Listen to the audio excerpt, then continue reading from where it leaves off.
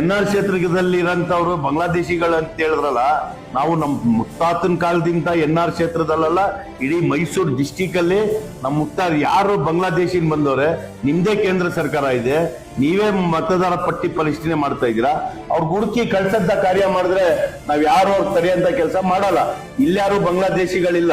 ಕೇಂದ್ರ ಸರ್ಕಾರ ನಿಮ್ದು 2014 ಇದೆ. ಯಾಕೆ ನೀವು ಬಾಂಗ್ಲಾದೇಶಿಗಳಿಗೆ ಬಾರ್ಡ್ರಿಂದ ಒಳಗ್ ಬಿಡ್ತಾ ಇದ್ದೀರಾ ಅರ್ಥ ಆಯ್ತಿಲ್ಲ. ನೀವು ಬರೀ ವೋಟ್ ಬ್ಯಾಂಕ್ಗೋಸ್ಕರ, ವೋಟ್ ಪಡೆಯಕ್ಕೋಸ್ಕರ ಒಂದು ಸಮಾಜದ ಬಗ್ಗೆ ಈ ತರ ಕೇಳುವಾಗ ಮಾತಾಡೋದು ರಾಜಮನೆತನಕ್ಕೆ ಇದು ಗೌರವ ಬರೋಂಥದ್ದಲ್ಲ.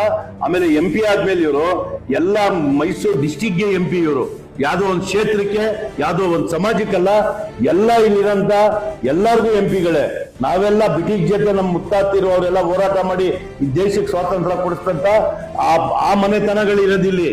NR ಕ್ಷೇತ್ರಕ್ಕೆ ಪದೇ ಪದೇ ಇವರು ಬಿಜೆಪಿ ಅವರಾಗಿರ್ಬೋದು, ಸಂಘ ಸಂಸ್ಥೆಯವರಾಗಿರ್ಬೋದು ಮತ್ತು MP ಅವ್ರ ಬಗ್ಗೆ ನಮ್ಗೆ ನಂಬಿಕೆ ಇದ್ದಿಲ್ಲ. ಯಾಕಂದ್ರೆ ಇವ್ರಿಗೆ ಮೈಸೂರು ಬಗ್ಗೆ ಜಾಸ್ತಿ ಗೊತ್ತಿಲ್ಲ. ನಮ್ಮ ಪಾಪ ಲಂಡನ್ ಓದ್ ಬಂದವರು ಮಹಾರಾಜರ ಹೆಸರು ಹೇಳ್ಕೊಂಡು ಇವ್ರು MP ಆಗವ್ರೆ. ಆ ತೂಕ ಉಳಿಸ್ಕೊಂಡು ಹೋಗಂತ ಕೆಲಸ ನಮ್ಮ ಮೈಸೂರು ಜಿಲ್ಲೆ MP ಮಾಡ್ಬೇಕಾಯ್ತದೆ.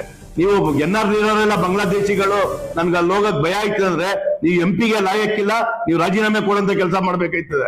NR ಕ್ಷೇತ್ರ ಒಂದು ಎಲ್ಲಾ ಸಮಾಜದವ್ರು ನಾವು ಬಹಳ ಒಳ್ಳೆತನದಲ್ಲಿ ಅಣ್ಣ ತಂದಿರ್ತಾರ. ಎಲ್ಲ ಹಬ್ಬ ಆಚರಣೆಗಳು ಒಟ್ಟಾಗಿ ಒಗ್ಗಟ್ಟಾಗಿ ಆ ಕಾಲದಿಂದನೂ ಮಾಡ್ಕೊಳ್ತಾ ಇದೀವಿ, ಮುಂದೆನೂ ಮಾಡ್ತೀವಿ. ನಮ್ಮಲ್ಲಿ ಹಿಂದೂನು ಅದೇ ಸಂಖ್ಯೆಯಲ್ಲಿ ಇದ್ದಾರೆ, ಮುಸಲ್ಮಾನರು ಇದ್ದಾರೆ, ಕ್ರಿಶ್ಚಿಯನ್ ಇದ್ದಾರೆ.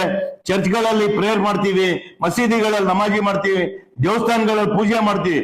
ನೀವು ಈ ತರ ವಿಷ ಬೀಜ ಇಡಂತ ಕೆಲಸ ಈ ಮಹಾರಾಜರ ಕಡೆಯಿಂದ ನಾವು ನಿರೀಕ್ಷೆ ಇಟ್ಟಿದ್ದಿಲ್ಲ.